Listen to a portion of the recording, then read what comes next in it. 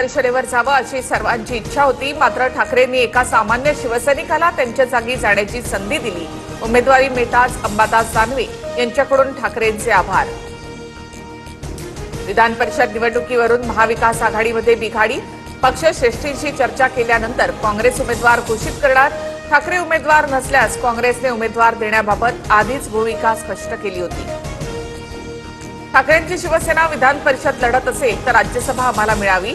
काँग्रेसची मागणी ठाकरे उमेदवार असते तर आमची पाठिंब्याची भूमिका होती। वडेट्टीवारांकडून स्पष्ट।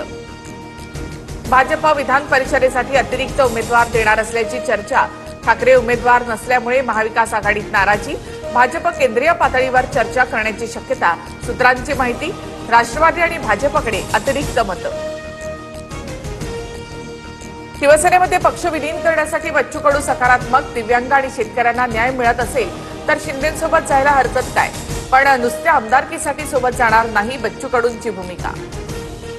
बच्चू कडूंसोबत विधान परिषदेबाबत चर्चा, मात्र अंतिम निर्णय एकनाथ शिंदेच घेतील। मंत्री उदय सामंत यांची प्रतिक्रिया।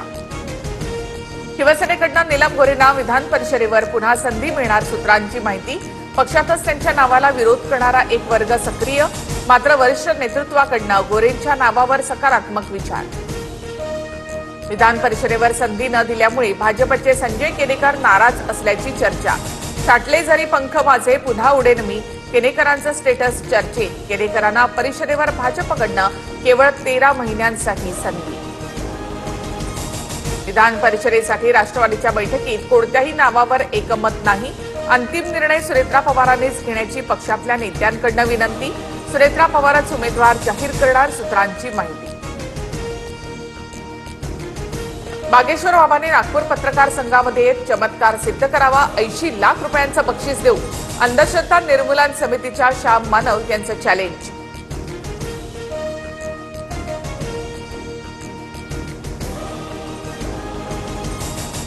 बागेश्वर बाबांना चमत्कार दाखवावा, 80 लाख देतो श्याम मानव यांचं बागेश्वर बाबा यांना चॅलेंज।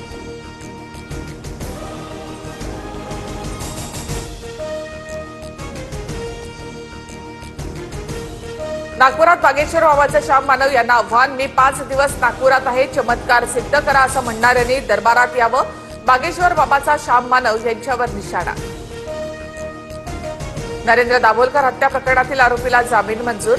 आरोपी शरद कळसकरला मुंबई हायकोर्टाकडून जामीन।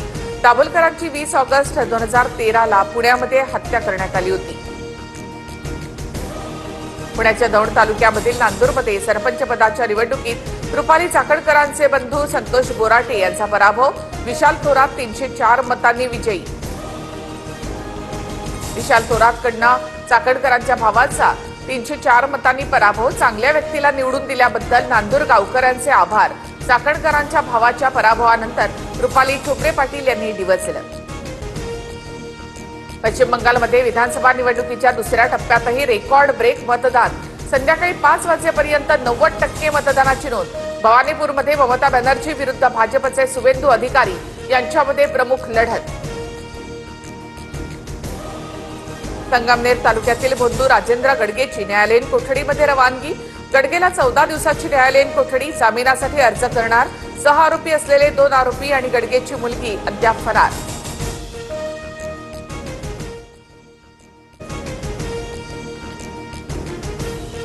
उद्धव ठाकरे विधान परिषदेवर जाणार नाहीत। अंबादास दानवेंना पुन्हा संधी। उद्या उमेदवारी अर्ज करणार दाखल।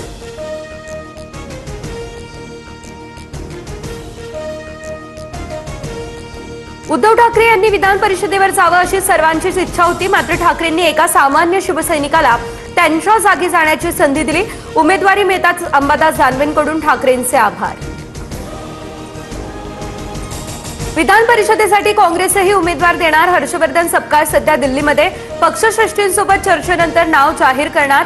ठाकरे उमेदवार नसल्यास काँग्रेसने उमेदवार देण्याबाबत आधीच भूमिका स्पष्ट केलेली।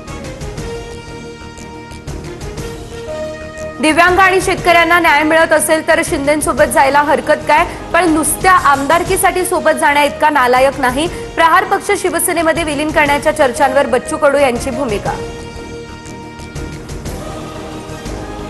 बच्चू कडू यांच्यासोबत चर्चा झाल्याची उदय सामंतांची माहिती. विधान परिषदेसाठी 10 उमेदवार झाल्यास महायुतीचे 9 उमेदवार निवडून येतील. उदय सामंतांचं हे भाष्य. विधान परिषदेसाठी राष्ट्रवादीच्या बैठकीत कोणत्याही नावावर एकमत नाही. अंतिम निर्णय सुनेत्रा पवार यांनीच घेण्याची पक्षातील नेत्यांकडून विनंती. सुनेत्रा पवारच उमेदवार जाहीर करणार अशी सूत्रांची माहिती. विधान परिषदेवर संधी न दिल्यानं भाजपचे संजय केनेकर नाराज. तर छाटले जरी पंख माझे पुन्हा उडेन मी, केनेकरांचे हे स्टेटस चर्चेत. केनेकरांना परिषदेवर भाजपकडून केवळ 13 महिन्यांसाठी संधी.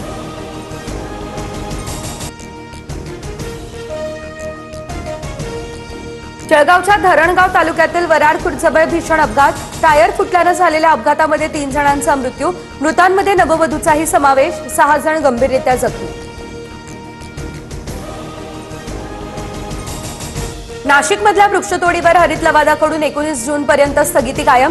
स्थगिती उठवण्याची आता महानगरपालिकेने केली मागणी फेटाळली. आपत्कालीन परिस्थितीत झाडं तोडण्यासाठी लवादाची पूर्व परवानगी बंधनकारक.